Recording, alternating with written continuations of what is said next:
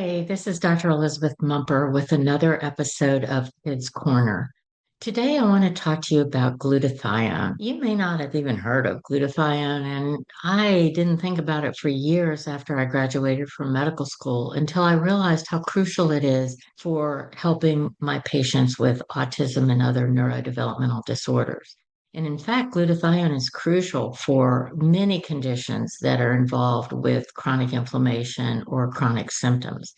So, I want to share with you some information from Dr. Patel, who wrote a book about glutathione and has a PharmD, and recently shared his expertise with us at the fall MAPS conference. MAPS is the Pediatric Medical Academy of Pediatrics and Special Needs. So let's take a look at Dr. Patel's information, and I think you will find it very interesting and helpful, either for yourself or for your patients. So, glutathione is our body's major intracellular antioxidant. It also has a crucial role in detoxification.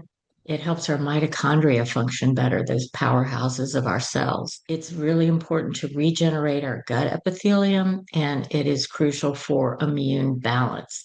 So, quite an important role, and yet we don't think about it on a day to day basis. We know specifically that children with autism have problems with glutathione. They often have reduced amounts of plasma reduced glutathione, which to oversimplify is the good kind, and higher amounts of oxidized glutathione, which to oversimplify is the bad kind. So, this abnormal reduced to oxidized glutathione ratio means that they have systemic imbalance in their redox systems, which is fundamental for ongoing biochemical pathways to function well. So we know that children with autism or other neurodevelopmental disorders often have impaired NRF2 pathway activation. They have decreased activity of glutathione reductase and peroxidase, which are enzymes, and they have reduced mitochondrial glutathione reserve.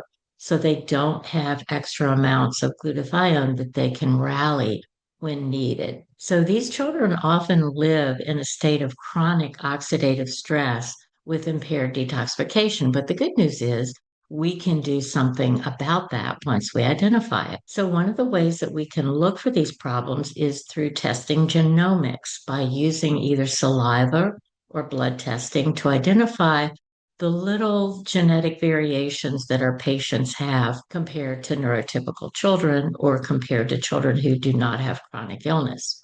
We'll talk about a few of these. Glutathione S transferase impairments are common. GSTM1 leads to poor enzyme activity and impairs detoxification pathways so that these children aren't able to handle all the environmental toxins that we are throwing at them in this generation. GSTP1 impacts phase 2 liver detoxifications, and polymorphisms or changes here mean that the child's going to be under higher oxidative stress. Superoxide dismutase 2 affects the mitochondrial antioxidant reserves. And then NQ01 is a polymorphism that decreases detoxification and impairs recycling of antioxidants like CoQ10 and vitamin E. We know that these type of variants are very common in children with autism and other neurodevelopmental problems. So let's look at how we can use some functional lab testing to assess this oxidative burden. We can look at the oxidized to reduced glutathione ratios. We can look at urinary sulfate and ammonia levels because we have data going back decades showing that children with autism have impaired sulfation biochemistry. We can also look at markers for the methylation cycle, which tends to be impaired in the majority of children with autism, and look at things like SAM, which is S-adenosylmethionine, or SAW, which is S-adenosyl homocysteine, or homocysteine itself. Those are all verifiable lab data points. We can look at their genomic testing through their saliva or their blood and look at these polymorphisms that may affect their ability to detoxify and take care of oxidative stress. For example, if there's a child that has a GSTM1 SNP plus low sulfate levels, you're going to know that that child is going to have problems detoxifying.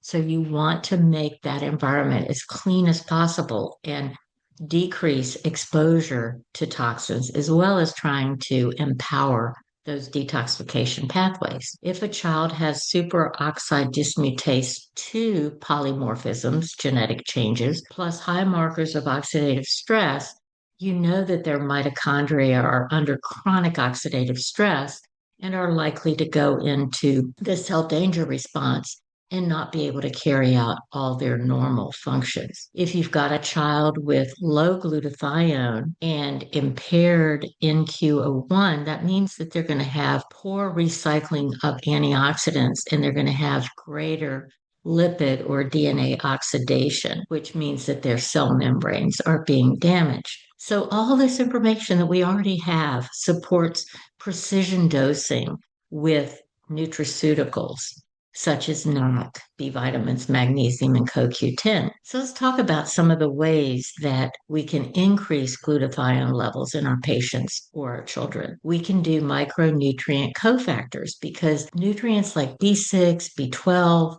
folate, magnesium, and selenium, these all help children make their own glutathione. We want them to be on a very nutrient dense, anti inflammatory diet. We can give them precursors like N-acetylcysteine, called NAC, which is a precursor to making glutathione. Cysteine is an amino acid that is crucial for making glutathione, so we can give them cysteine sources. We can support their methylation and sulfur biochemistry because methylation is one of the ways that you generate glutathione, and sulfur metabolism is intimately involved in the pathways surrounding glutathione. We can also use pharmaceutical options to increase glutathione. I've mentioned giving NAC. NAC is used in the emergency room for people that have acetaminophen or Tylenol overdoses, but it also improves glutathione levels in children with autism. And this has been shown at Stanford University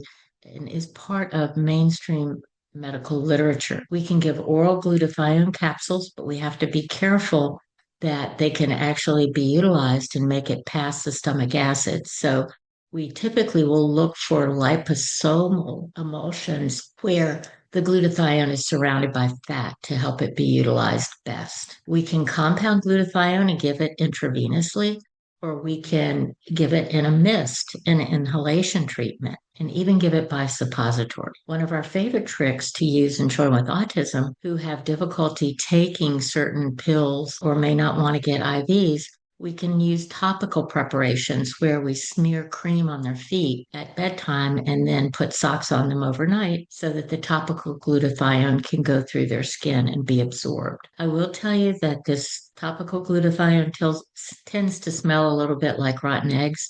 So please be sure to wash your child's feet before you send them to school the next day. Otherwise, they might be teased. So I want to stop sharing the slides now and close with a few ideas. You may not have heard of glutathione, but it is crucially important for health in all of us. There are ways we can identify deficiencies in glutathione, and there are ways that we can give the precursors to help a child or a patient make glutathione. We can also use pharmaceutical options directly to give glutathione intravenously or by mouth or topically on the skin or inhaled in a mist treatment. So think about glutathione as you're trying to work on your patients on a cellular level to rehabilitate their natural processes of mitochondrial function, detoxification, and fighting oxidative stress. So with that, I'll close for today. This is Liz Mumper for Kids Corner.